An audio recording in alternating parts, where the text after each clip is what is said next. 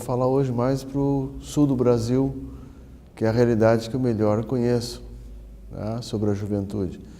E a gente vê, os dados que eu vou apresentar mostram um quadro bastante preocupante, né, do ponto de vista do futuro do meio rural, por uma série de aspectos, né? Então, a preocupação nossa é de que muitas propriedades rurais estão se transformando em taperas nos últimos anos. Tem até um autor, que é o José de Souza Martins, que ele escreveu um artigo e fala entre roças e taperas. A roça é uma palavra de origem lusitana, portuguesa.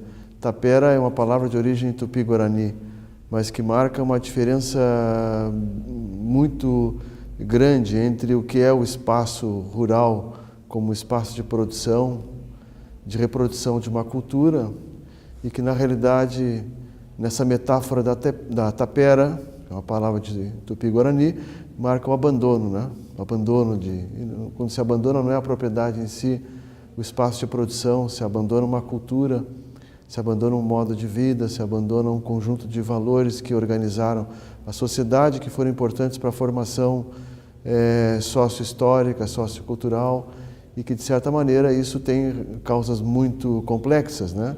Seria impossível tratar num espaço de uma palestra, mas a gente vai tentar sinalizar hoje, mostrando essa preocupação, porque, infelizmente, o Estado tem extrema dificuldade de entender os problemas que atinge hoje, sobretudo quando se fala de sucessão também, né? Porque a ideia dos jovens é pensar o futuro. Então, jovens que não têm perspectivas, né? Não têm nem oportunidades, essa cidadania de segunda classe que a gente fala, né? E tudo isso leva a uma crise de esperanças, né? Sobretudo para as moças que são o setor, digamos assim, o coletivo que mais abandona o meio rural. São mulheres jovens, sobretudo mulheres jovens. E isso leva no futuro a um fenômeno que a gente nem imaginava, que é o celibato. A gente via nos filmes da França, o celibato na França, regiões em que os homens não encontram mulheres para casar, e isso está acontecendo no sul do Brasil nos últimos anos, e os dados falam por si mesmos, são muito contundentes e deixam uma lacuna, uma preocupação tremenda, né? A gente tem os órgãos, tem a Emater, tem as cooperativas, mas infelizmente essa atenção não é dada, né? Então tem outros fenômenos que estão associados, a queda da fecundidade, que hoje cada vez tem menos, as famílias são menos numerosas. Então havia essa reserva, essa gordura para queimar quando as mulheres rurais tinham 6, 7 filhos. Hoje as mulheres têm um filho, não têm nenhum filho. Entendeu? Antigamente era como fazer com que um filho pudesse reproduzir a condição anterior do pai, para que ele ficasse como responsável pelo estabelecimento familiar, com a incumbência de assumir os pais quando esses chegassem à idade avançada. Era o famoso minorato, né? Agora a situação é completamente diferente, porque você não tem sucessor. E isso é uma coisa muito preocupante. Inclusive, os assentamentos de reforma agrária hoje já começam a apresentar problemas de jovens que não querem mais permanecer no meio rural. Isso, para mim, é uma coisa muito preocupante. Eu dou aula na Faculdade de Agronomia há quase 30 anos, né? E sou formado nessa escola e eu viajei o mundo sempre estudando a realidade rural de diversos países, né? Tive a oportunidade de morar durante um tempo na Europa, durante total 6 anos. A gente conhecia o meio rural da Espanha, da Itália, da França, de vários países. E o que a gente observa, eu brinco com meus alunos dizendo, né, que tem aquela música do Titãs que fala: a gente não quer só comida, a gente quer comida, diversão e arte. A política para o meio rural é sempre uma política de pensar na agricultura, como se resolver os problemas da agricultura.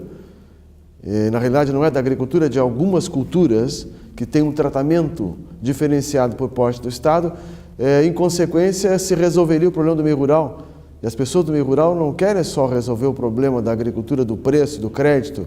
Elas têm outras necessidades, sobretudo os jovens que esperam a possibilidade de que o meio rural seja um lugar de vida. Eu sempre digo para o pessoal, tu pode fazer desenvolvimento agrícola, aumentando os recursos destinados para a agricultura, mas tu não resolve o problema do meio rural. Desenvolvimento rural significa ampliar as possibilidades das pessoas que moram naquele meio rural, sejam elas agricultores ou agricultoras, E se não for também, são pessoas que têm a necessidade de ter um ambiente de saúde, um ambiente de vida, de alegria. E o que a gente vê no meio rural, infelizmente, em muitas regiões hoje, é a depressão. Quando se fala de regiões deprimidas, não é só deprimidas economicamente, é deprimidas até do ponto de vista psicológico, de perspectivas. Né?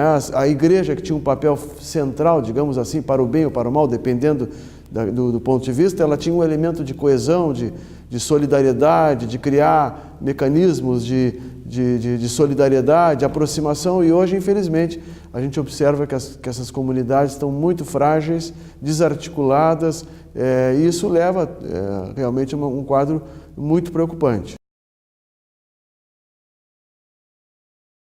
A perspectiva que ultimamente mais apaixona os estudiosos do desenvolvimento, sem dúvida, é do Prêmio Nobel de Economia Amartya Sen, né, que ele escreveu um trabalho muito criticado por alguns, mas que oferece uma perspectiva interessante, né, de pensar o desenvolvimento. Ele fala que desenvolvimento é a expansão das liberdades, um processo permanente de expansão das liberdades substantivas, né?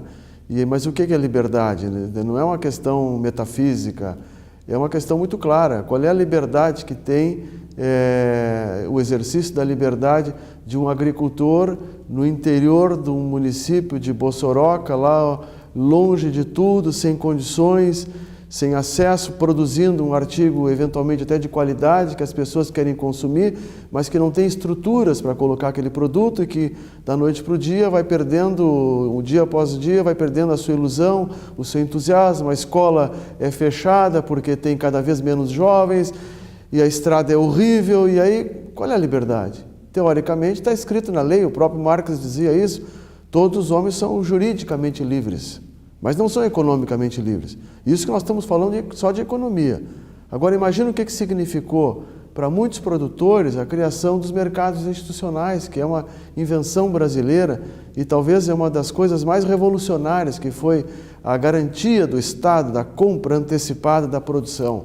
Produção essa de hortigranjeiros que é entregue para as famílias de baixa renda, ou é entregue nas escolas, ou é entregue nos hospitais. Significa unir dois elos da cadeia extremamente frágeis, aqueles que querem comer e que eventualmente não têm condições de comprar, e aqueles que querem vender e os produtos não são valorizados. Então é uma coisa absolutamente revolucionária. Eu ando pelo país inteiro e fora do Brasil dizendo que nós temos todas as razões para nos envergonhar do nosso país, mas também temos muitas razões para nos orgulhar.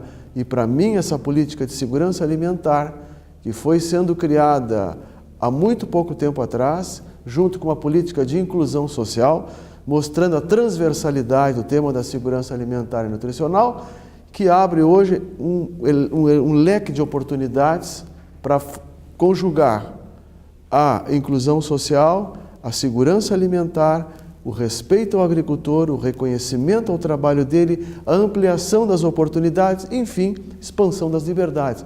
Reconhecendo o papel do mercado, não como aquele moinho satânico de que fala a economia neoclássica, que tritura os homens e as esperanças. Não, o mercado é um instrumento de inclusão social. Vejo, por exemplo, algumas expectativas interessantes. Vejo, por exemplo, como a questão da agroecologia tem se apresentado hoje como um caminho para que se faça a transição. Alguns jovens, por exemplo, sem perspectivas, enxergam na agroecologia uma forma de construir uma outra perspectiva, uma outra narrativa em relação ao futuro. Então, eu não sou, evidentemente, não sou um defensor intransigente da agroecologia, mas reconheço que esse campo do conhecimento possa ser um caminho, assim como as políticas públicas, como eu falei do mercado da merenda escolar, do programa de aquisição da agricultura, de alimentos da agricultura familiar, o papel da extensão rural, né? Agora, todas as instituições que trabalham no meio rural deveriam fazer uma séria reflexão para avaliar o seu trabalho. Inclusive, nós temos um sistema aí, SESC, SENAI, SENAR, e eu me pergunto exatamente qual é o papel deles, né, em relação a isso. São agências de desenvolvimento, são semipúblicas, recebem recursos do Estado, das organizações, e deveríamos fazer uma séria reflexão, porque em alguns casos temos um sombreamento, nós temos crise de atuação dessas empresas, temos sombreamentos muito grandes entre essas organizações, então deveríamos nos questionar, né, se não estamos dispersando recursos, e tudo isso porque a empreitada é grande e as oportunidades estão aí. E sabemos o que funciona hoje e sabemos aquilo que não funciona.